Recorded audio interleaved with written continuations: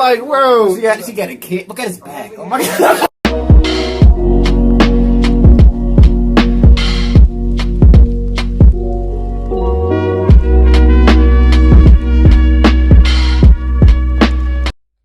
Yo, what's up, y'all? Welcome back to another reaction. See everything I can watch within the next 24 hours. It's getting really serious.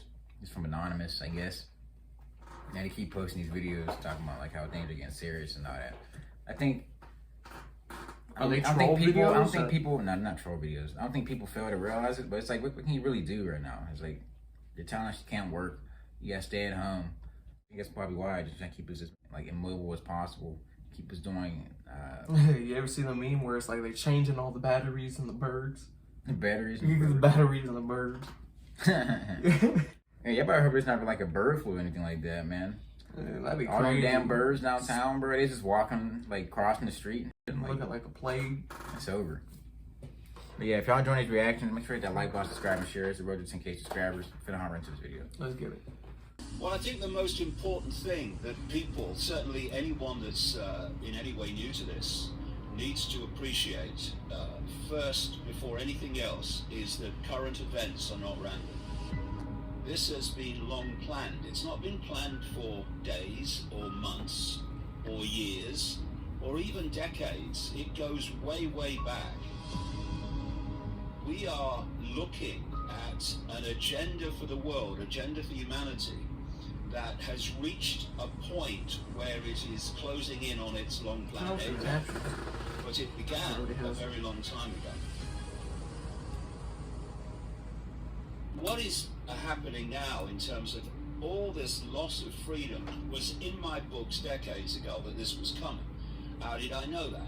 How did Orwell know that? Because 1984 was not coming entirely from his imagination. No. Orwell was very, very Is that involved Orwell, in Ohio, or- politics No, the and artist. the political arena. Not How an did Aldous Huxley know? I'll say it, 'cause there's in a Brave town New in World Ohio named Orwell. 1932, when he was absolutely from a family that was had many, many insider connections into what I call this global cult. How come so many people that I quoted in my books over the years, insiders, have predicted current events? Because it's not random. What we have is two worlds living in one reality. There's the world of the population, and this is systematically kept from knowledge, information that they need to know to understand what the hell's going on about virtually everything. So the difference between these two worlds, if you can bring it down to one word, is knowledge. So this world of the population is kept in ignorance by a education system that's merely a perceptual programming operation, by the mainstream media that is just banging out this Learn in school that you apply to everyday life. Census version of reality. Other than And then you've got English. the other world. This is a world of secret societies and semi-secret groups. This together I call it the global cult, which has passed on much more advanced knowledge that it keeps from the population through the generations, not to every initiate of a secret society, to the inner core, to the chosen few. And this knowledge relates overwhelmingly to two things. One, the agenda for the world that they are and have been pursuing generation after generation. And two, the nature of reality and the nature of life itself, which they desperately want to keep from us for reasons we might get into.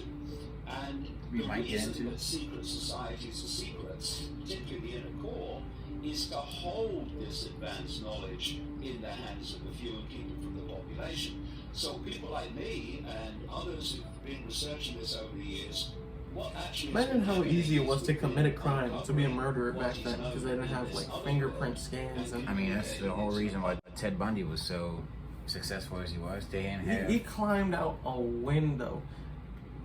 Like, bro, they have bars and stuff on the windows now. Like, come on now. I don't know what exactly the world. I mean, the world order we're living in right now has only been around since the Allied victory in World War II. I mean, we could be living in a world where the British and the French still have their colonies over in Africa. Like the term And like the act of colonialism to us seems so archaic and old, but that was only like 150 years ago, man. That's not too crazy at all. But of course, up to this point, and even among vast numbers of people still, the world that the population has been programmed to believe in the real world, mate, I live in the real world, mate, is actually so dramatically different from the world as it really is, the world that's kept from us. But what has happened in 2020 up to present day is that events have put reality so much in the face of so many people, at least those who have the capacity for free thought. They have started to realize that the world they were told to believe in is not the way the world is at all. Once people see that actually there's a global web and it operates in every country, and the national webs, if you like, subsidiary webs, their goal, their job is to impose the will of the centrally dictated cult, what I call the spider at the center, in their sphere of influence. They want to keep from us the very nature of who we are. Keep saying they want to keep from us that we are consciousness. We are a point of attention within an infinite field of consciousness. I'm having a brief experience called human. The I is really consciousness, eternal consciousness. What this world of the population is designed to do with all its manipulation of information is to get us to self-identify the I, the true I, with our labels. I'm a man, I'm a woman, I'm this race, I'm that race, I'm this religion, I'm that religion. They are merely experiences that our eternal self, consciousness, awareness is having. But what this manipulation has done all the way through history is to manipulate perception so that we believe that what we're experiencing, briefly, is everything that we are. And when you think and you self-identify with the labels at the expense of the true self, then all you can see is limitation. I can't, it's not possible, which is exactly the perception that this cult wants people in. It doesn't want expanded awareness, sharp thinking, critical thinking people. It doesn't want that. It wants people who self-identify with powerlessness. And a great part of what's going on now psychologically is to infuse even more deeply that sense of powerlessness, that sense of there's nothing we can do.